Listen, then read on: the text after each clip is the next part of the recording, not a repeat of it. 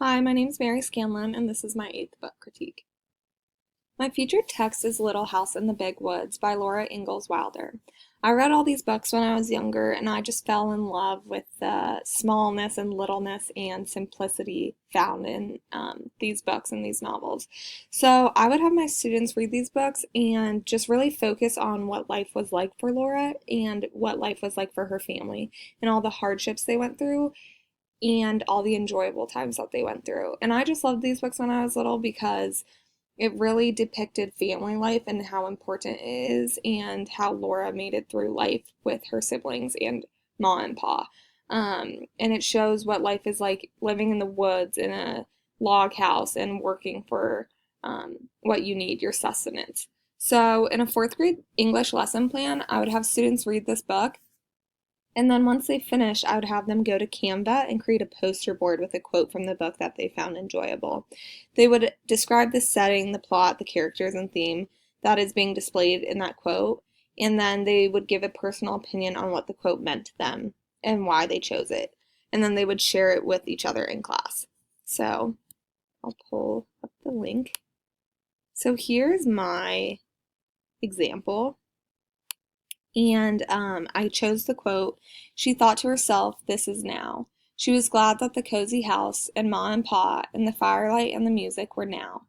They could not be forgotten, she thought, because now is now. It can never be a long time ago." So I picked that quote, and then underneath I wrote, "I picked this quote because I thought it focused on being present in any and every situation. We should be grateful for what we are given and should remember to cherish the moments that we spend with loved ones." So I just thought this quote was really cute. And the theme and the setting and the characters are already displayed in the quote. So it's Laura speaking, and she's speaking about Ma and Pa and her family and sitting by the fire and listening to music. So I just thought this was a really comforting quote, and I really liked it. And this is how I would have my students do it, and then I would have them include an image. So I did the woods, the trees, and I just thought it was a fun activity, and this way they could share it with their classmates. So then I would do a history lesson plan with my students, and after reading Little House in the Big Woods, I would have my students go to ThingLink and add an image from the book. Then I would have my students research that time period and what the culture was like during that time in history. After they were done finding further research, I would have them add in the types of food, the music, the entertainment, the work, etc. that was relevant during that time period, and I would have them add that to their ThingLink image. The other titles that I chose for this text set were Bridge to Terabithia, More, More, More, Said the Baby, A Chair for My Mother, and Swamp Angel. These are all really different books, so I thought they were pretty enjoyable to share in this last book critique. So Bridge to Terabithia, I read this when I was younger. I loved this book. It's the story of two little children, Jess and Leslie, and their friendship and how it develops throughout the book. And I think this book would be really neat to share with a class because it talks about death and it talks about friendship and it talks about values. So I think students could learn a lot from this book and talk about hard subjects such as death in the family and losing someone.